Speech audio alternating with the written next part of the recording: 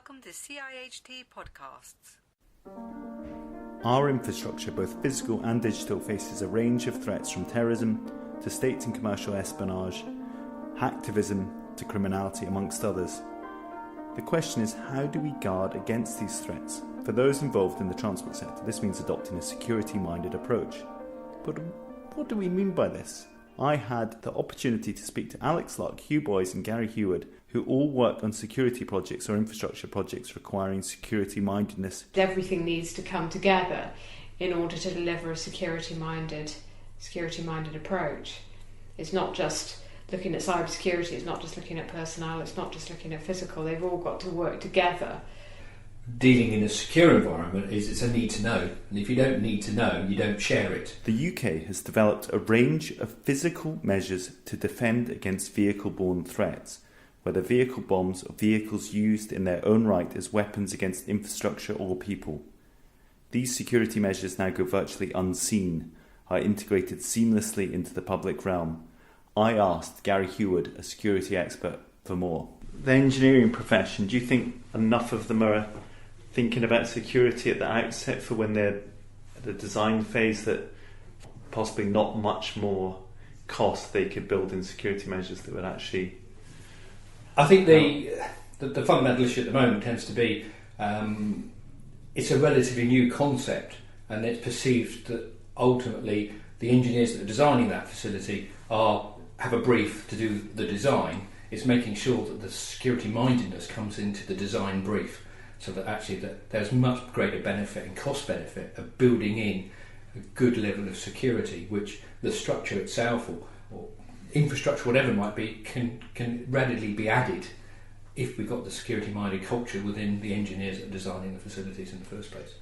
And if you look around, some of this is, I like the word, blended into the environment. You can be sitting on a bench or leaning next to a planter and it looks very nice, but actually that's a security measure. Is that right? That's correct. Well, that's what we've been looking at in terms of the research that's gone on. We are looking to have aesthetically pleasing street furniture which will blend into that surrounding that the landscape architects will be keen to use, but it has been designed to give you a degree of security rating for physical attack, whether it be vehicle attack, and therefore it's designed and placed according to certain guidance that says certain gaps can't be compromised and the vehicles don't get into the space in which you're trying to protect, particularly if that's a crowded place that you're trying to protect. One such scheme example was Whitehall. Gary again explains. Whitehall Streetscape scheme is looking at a standoff to protect iconic buildings up through Whitehall, and be very sympathetic with the architecture and the historic nature of that particular area. The UK's had experience over years of terrorist attacks and lessons from that, like the 7/7 bombings and the tube infrastructure. What's happened since then to make that more secure? There's been a lot of research and development work looking at a whole suite of measures that sort of work sympathetically with the public realm in terms of helping mitigate those particular styles of attack. Simplistically, HVM, the hostile vehicle mitigation, creating the standoff of measures that are designed to exclude vehicles from those areas. Looking at more physical measures, heightened security awareness as well in terms of members of security staff at sites, and looking for procedural as well in terms of means of ensuring that there is response and immediate contact with emergency services should something happen in that respect. Recently we've seen things in Paris and Nice with appalling acts of terrorism. Crowds of people in an open area pose a real risk, and if they're not picked up at the elements of investigation before something's planned and i.e. the attacks thwarted, what can be put in place to try and make those things safer? Well, there's two aspects to that. We're looking at what is recognised as a regular crowded place, so something say railway station or something like that, where we know on a daily basis it could be crowded and therefore maybe an attractive target, and we can look at the measures to improve standoff, HVM around the perimeter, other physical security elements. We have the other problem with something like a temporary crowded place, where a lot of research and work has been done into develop temporary measures that could be deployed for short periods of time to give you the improved standard of security screening, those sorts of things you'd see with the Olympics or with any party political conference or something like that. So they are available to be deployed temporarily when there's a crowded place. Where safety was 20 years ago is where security is now. I mean, the sense that now safety is very visible in organisations, people's minds, they think about safety, maybe more so than they did previously, but security's still got some way to go. I would agree. I mean, it's exactly that is a very good analogy. We've had certain events, certain issues with, and sort of guidance that's come out from the Health and Safety Executive as a consequence of events previously, which now has been incorporated into design. CDM, for instance, being a fundamental aspect. The designer's responsibility to ensure that maintainability and accessibility is incorporated into their design. We would advocate trying to do exactly the same thing with the concept of security within that design. Obviously, there are certain aspects where we have to look at the longevity of those measures. What's their design life, their service life. It's very similar if we're using active security measures to any other mechanical plant element within the building infrastructure. Our digital infrastructure is also under threat. There are huge benefits in open data and smarter cities, but there are risks. We're also opening up data about our own lives and in doing so opening up risks. I asked Hugh, a security expert and part-time researcher at Warwick University, about this. So one of the things that we're concentrating on in work with building information modelling in smart cities is the need to be security-minded. What we're seeing is that people are trying to make available data which has security or personally identifiable information issues. They don't realise that what often can be quite mundane data allows people to determine the pattern of life, the behaviour of individuals, the behaviour of organisations. And this can be quite valuable to those involved in terrorism, organised crime, etc. It is not uncommon to hear the arguments for smart cities and open data, but although there are benefits, the question is not should we work with this data, but how should we work with this data? Hugh Boys again. I understand there was an example with a city where they were trying to attract developers to that, and for developers, they need to know a bit about the infrastructure. They need to know the telecommunications infrastructure, energy infrastructure, and so if that was put out there. So the example we've got is a city that was deploying an open data map, and the intention of this was to make publicly available information about city infrastructure, city assets, publicly owned buildings, etc. One of the things they published was a lot of information about the infrastructure, so location of telephone exchanges, the city's underground utilities, location of substations. All of this is potentially quite useful to somebody planning to disrupt city functions. What they were trying to achieve was help the developers understand where there was capacity for new development. In our view, they failed to achieve that, and what they successfully published was a set of data which is valuable to those planning atrocities, malicious acts, etc. Aggregation of data and sharing of this needs to be carefully considered. For instance, there are downsides of sharing journey data. Hugh Boys again. Is if there is any way of relating an individual user to that data, or groups of users, that's a considerable risk because it can expose the pattern of life, the daily habits of that individual or group of individuals. So if we take, say, TfL data, if the data is associated with individual Oyster cards, it's quite easy to start a correlation process to work out the patterns. If you take off that identifier and just have journey data, it does reduce the risk, although it could still reveal rather than individuals, groups. So, for example, financial workers, what time of day they actually travel in, where they travel in from. Is there a consistency in that they're always coming in from particular stations? So that's a good reason why, in thinking about releasing data, we need to be really careful about the anonymity of users and organisations, that we aren't accidentally revealing information that we weren't planning to. And this could be a case of where if people want journey planning information, what they need to do is have it released in a suitably aggregated form that doesn't allow individual journeys to be revealed, doesn't allow too much of the detail to be revealed. Either that, or it needs to be handled in a way that prevents that information being spilled to the internet or made publicly available. The transport sector is responding to the security challenges. The Engineering Council has produced guidance on security for engineers and technicians. It sets out 6 key principles to guide engineers and technicians in identifying, assessing, managing and communicating issues about security. Hugh Boys helped develop this. He explains. One of the things we've been doing is working with the Engineering Council to develop some guidance, security guidance for engineers.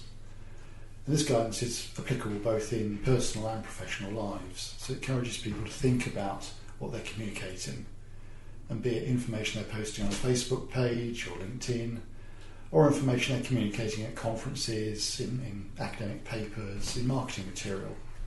It's trying not to make an attacker's life easy. Mm-hmm. What is staggering when you look at the profiles of even individuals involved in security roles in companies is the way they will publish a complete list of all their security accreditations, that they've got all these different certificates from Microsoft or Cisco. What that tells an attacker is that they're working with that type of equipment. On the cybersecurity, what can organisations do to prevent the risks of, and these are 2 terms that I've heard, spear phishing and also whaling? Can you explain those terms and then explain what an organisation can maybe do to guard against those risks? So spear phishing and whaling are, as it were, variants of the same thing. Whaling generally refers to targeting of senior executives. The big fish. Yeah. The spear phishing or phishing is generally aimed at individuals, and it can be quite targeted, or it can just be a standard attack. You know, the sort of Nigerian money transfer scams. So these are largely through. Is email the main route for phishing for data? It typically starts as an email, and the email may encourage you to open an attachment, or it may encourage you to go and visit a site, so provide you with a clickable link. Unfortunately, with our smartphones and smart desktops, quite often we don't look at what's behind that link. So you might see a link that says, for example, tfl.gov.uk as the link descriptor, but the link could actually be pointing anywhere in the world. And the way browsers are often configured, even if you hover over the link, you don't really know where that link's going to. With the attachments, the classic thing is somebody sending in a document that you apparently have requested. It could be a white paper, it could be an invoice, a quote, you name it, they appear. Things that are appealing to people, so maybe it might say something like salary details that people think, that could be interesting. So. And generally the email conveying either the link or the attachment has been quite carefully socially engineered. Certainly if it's a sort of serious attack, they will attempt to make it look like a genuine email. It could be made to look like an email from a colleague, so it appears to be from somebody in your organisation, or it could be made to look like an email from a contact, somebody that you know you're connected to on LinkedIn or on Facebook. So the perpetrator has been out and looked at who you might connect to. There are ways of preventing this. One is basic cyber hygiene, so that's encouraging individuals to adopt a much more security-minded approach. The second is to implement a number of the guidance documents that government has circulated. So the Cyber Essentials, which the government says will eliminate 80% of the threats if implemented properly. The Cyber Essentials Plus, which is taking that to a next level, and it's saying have your countermeasures independently verified. There's 10 steps, there's 20 critical controls. So there are a variety of levels depending on the exposure of your organisation, all of which can help to reduce the cybersecurity risk. It won't take the threats away, it just reduces the risk that you will actually fall for one of the many attacks. Yeah. How we build and maintain assets is changing due to new technology. BIM, Building Information Modelling, offers huge advantages for this, not only in visualization but in terms of detailed knowledge of transport assets. But with digital information there comes a risk. Alex Luck, security expert, chair of the CHT Asset Management Panel, explains. You can do quite a lot by controlling the level of detail that you release, the level of information that's held by different parties. So, for example, if you are putting up a building and that building's got to be resistant to a certain amount of blast, what you wouldn't then do is to attach your blast calculations to the specification for the steel that's going into that building. The company that's supplying that steel doesn't need to know what that building is capable of withstanding.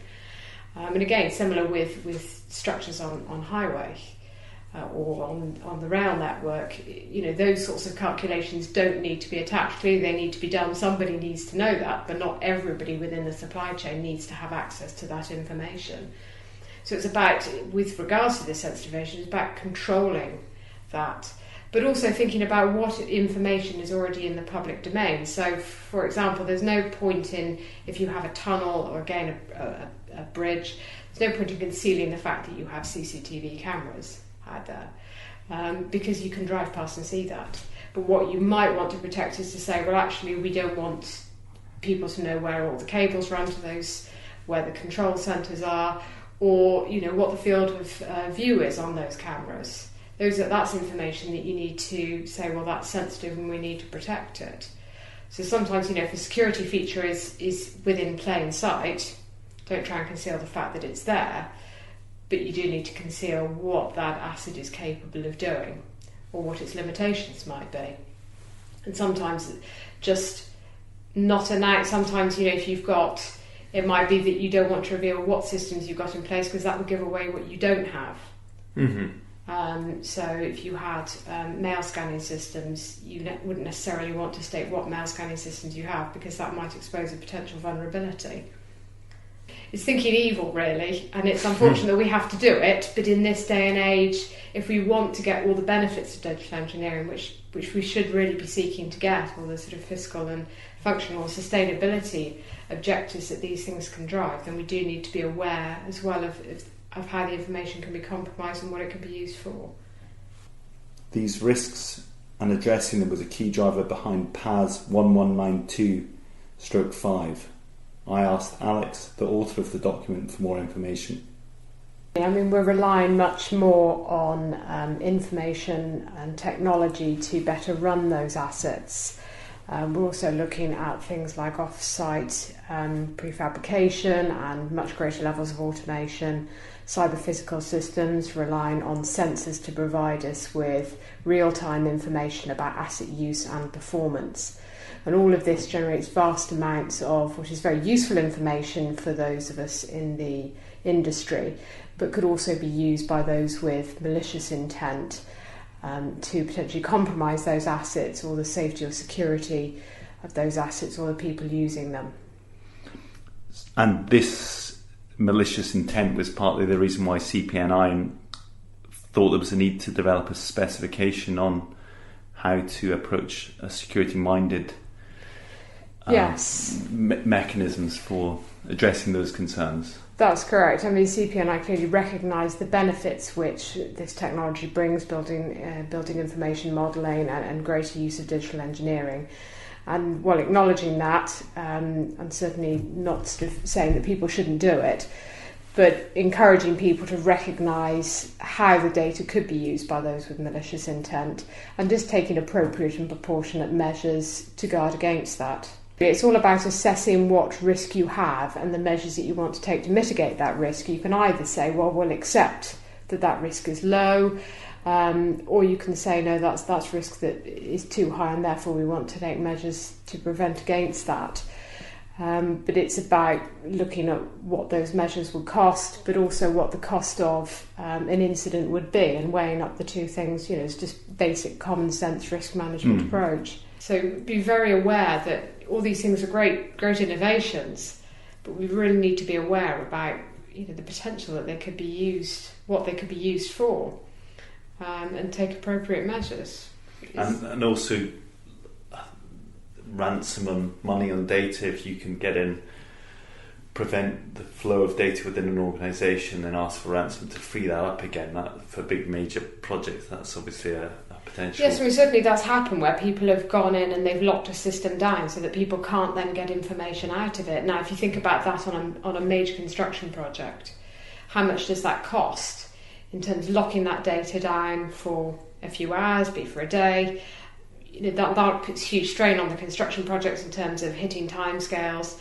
But you've also then got X number of staff sitting around not able to access information, because the more we move down the line of saying we're not going to have paper anymore, everything's going to sit electronically, people are going to have tablets on site, you've then got an awful lot of people who can't access information if their system's been locked down by a malicious third party, or potentially even a malicious insider.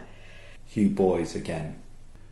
One of the things that's been quite staggering with our work around BIM Level 2 has been the general level of ignorance of the value of information and data. The fact that it is a real asset and that we need to think about what we're communicating. Is there a real need to know it? So, for example, on a major infrastructure project, there were some 9,000 staff, contractors, subcontractors, all of whom had access to the common data environment.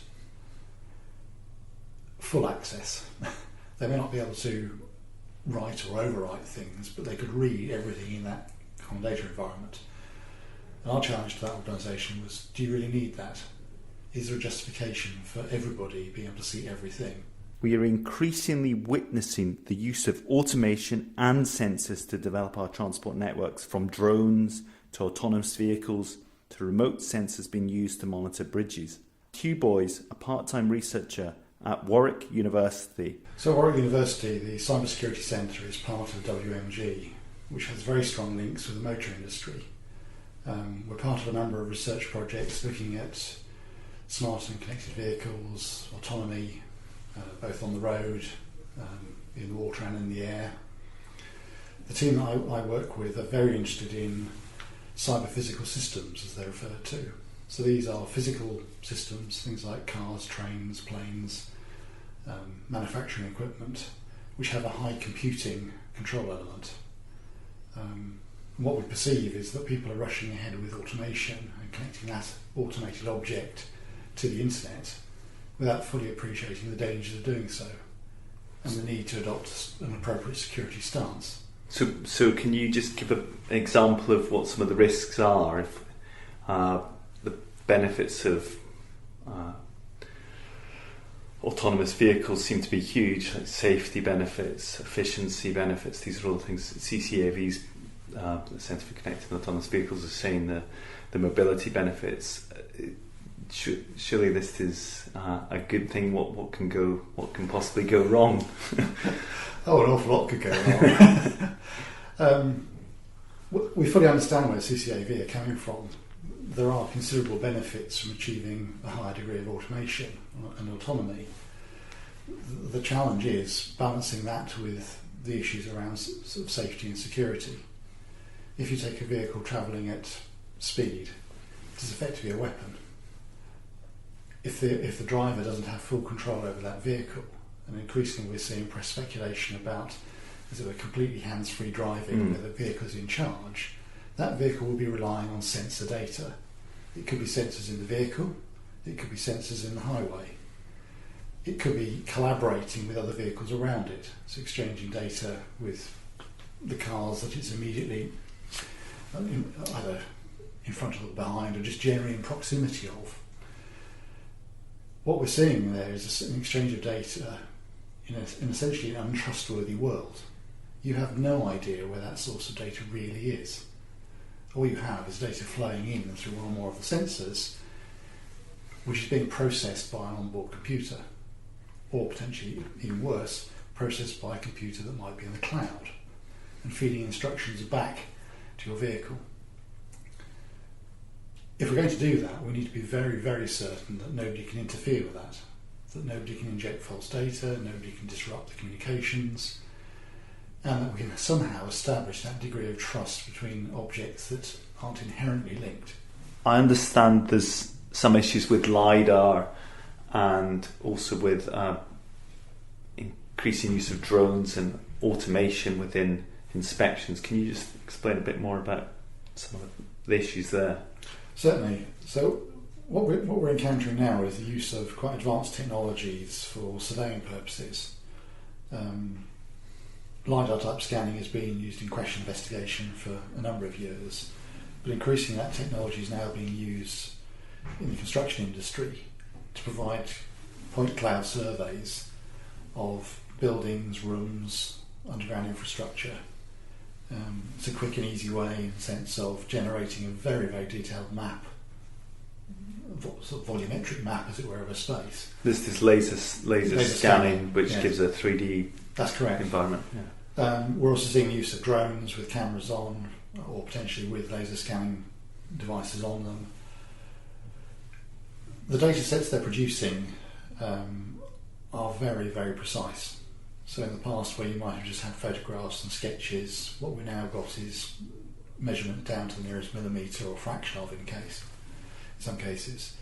So that's precise data which can be used in construction. It can also be used as targeting data for sort of malicious activities.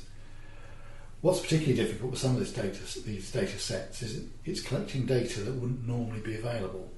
So, for example, a drone, if being used to collect an aerial survey data, may be picking up details of security features on a neighbour's property or neighbouring site. We know with LiDAR scanning that where it's being used in rooms and notice boards, signs, etc., haven't been covered up, what that reveals is who uses the room. A whiteboard might have an awful lot of confidential data on it, which is being captured as part of the scanning. That then means that the detailed scan data is now contaminated with not just construction-related data, but organisational data. Good practice before doing those sort of scans would be to make sure that the field of view doesn't take in things that you aren't supposed to be collecting data on. So if you're adjacent to a sensitive site, agreeing with that site owner or operator what you can and can't film or photograph. With the LiDAR scanning in a room, it could be a case of going around and placing, taping over, blanking out things that are sensitive, or changing the sensitivity of the scanning, particularly the sort of visual range scanning, so that you're not picking up the legends, the writing on whiteboards. All you're picking up is the size of the room. So the similar example with the city that released a lot of data to try and attract developers, to control that would be sort of, for sensitive sites, would just be to blur over some of the areas that were of sensitive nature. Is that?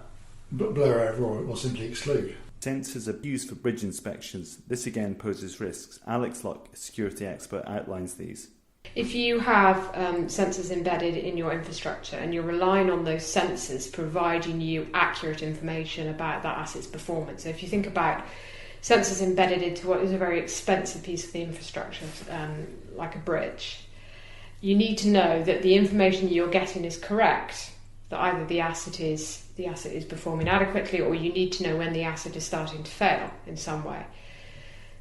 So how do you know that the data that is leaving that asset is the data that's arriving with you, or do you know whether that data is being manipulated? Mm-hmm.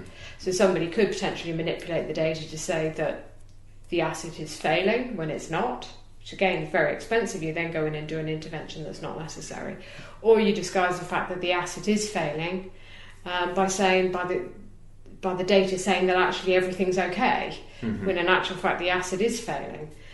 And again, then the intervention doesn't happen, and you could potentially have a catastrophic failure, which again is very expensive in terms of, the network resilience. You think about what happened with the Forth Road Bridge, or potentially even worse. So the more we rely on getting information to tell us about asset performance and asset condition, the more we've got to know that that data is correct if we're going to start basing, huge decisions about asset management on that information. But it is not just physical protection of assets or the application of personnel and cybersecurity initiatives around digital engineering that needs to be thought through. Protecting intellectual property and commercial advantage can be a driver for security-mindedness within organisations. Alex Locke explains. members of potential supply chains need to be aware that they need to protect their commercial information, so pricing, etc. They don't want to be undercut. Clearly, if another organisation gets hold of that information, they can then undercut in future bids. And clearly, organisations invest an awful lot of money in developing intellectual property, maybe of a system or a particular product. And it's very important that they are able to protect that information to give them that future competitive advantage. And clearly, if they want to work with significant clients in the future who might have assets that are particularly sensitive, those clients should be looking for members of the potential supply chain who can demonstrate that they have good security-minded practices. And if a company is able to do that, clearly they do have an advantage going into that process. Thank you for listening to the CIHT podcast. For further information, go to www.ciht.org.uk/security. That's www.ciht.org.uk/security. Thanks.